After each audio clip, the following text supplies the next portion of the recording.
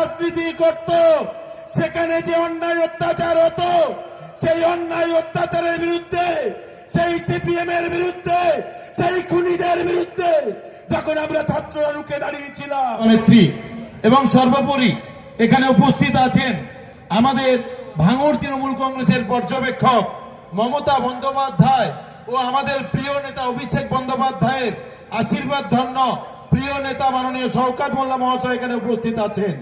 উপস্থিত আছেন ভাঙড় বিধানসভার সর্বস্তরের নেতৃত্ব এবং ছাত্র যুব ভাই বোনেরা যারা এখানে উপস্থিত আছেন, প্রত্যেককে আমার আন্তরিক অভিনন্দন, শ্রদ্ধা এবং সম্মান জানাই।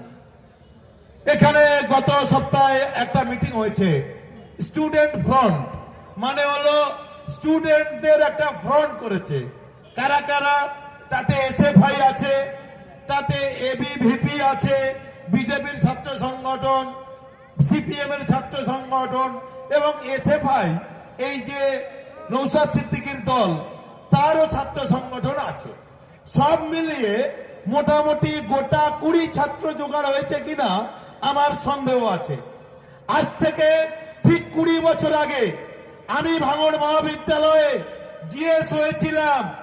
এসএফআই নামক ভাঙড় কলেজে সিপিএম এর যে ছাত্র সংগঠন, তারা রাজনীতি করত, সেখানে যে অন্যায় অত্যাচার হতো, সেই অন্যায় অত্যাচারের বিরুদ্ধে, সেই সিপিএম এর বিরুদ্ধে, সেই খুনিদের বিরুদ্ধে যখন আমরা ছাত্ররা রুখে দাঁড়িয়েছিলাম। 2006 সালের 21শে ডিসেম্বর সেদিন নির্বাচন হয়েছিল। ভাঙড়ের অনেক বড় বড় নেতা বলে যারা দাবি করত, তারা সেদিন কেউ ছিল না, শুধু ছাত্ররাই সেদিন লড়াই করেছিল এবং সেদিন ওই এসএফআই নামক ছাত্র সংগঠনকে সেদিন নিশ্চিহ্ন করে ছেড়েছিল ভাঙড়ের ছাত্ররা। তাই সেই এসএফআই আবার নতুন করে আবার ওই সিপিএম এর কমরেডদের মতো মাথায় টুপি দিয়ে যেমন কমরেডরা বেরিয়েছে, আবার স্টুডেন্ট ফ্রন্টের নামে সেই সিপিএম এর এসএফআই সংগঠন আজকে কলেজের নামে বদনাম করছে।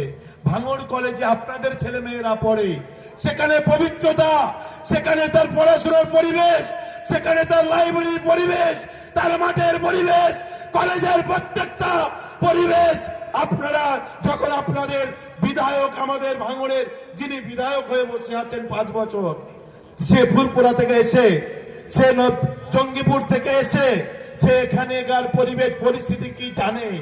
ভাঙড় কলেজে আমার আপনার ছেলে মেয়েরা পড়ে, সেখানে আমাদের ভাই বোনেরা পড়ে, সেখানকার মেয়েদের নামে আপনার মেয়ে কলেজে যায়, একটা মিথ্যারোপ করে এখানে বসে, এখানে দাঁড়িয়ে, এটা আমাদের ভাঙড়ের লজ্জা।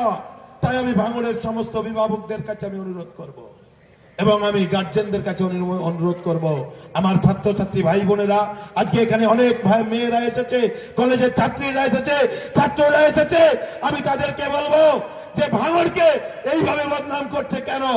এইভাবে কেন ভাঙড়কে বদনাম করা হচ্ছে? ভাঙড় কলেজকে বদনাম করা হচ্ছে কেন? তাই যে যারা এখানে দাঁড়িয়ে ভাঙড়কে বদনাম করেছে, আমি তাদের হুঁশিয়ারি দিয়ে বলতে চাই, তোমাদের প্রমাণ করতে হবে কলেজের নামে যা যা কথা বলছো, যদি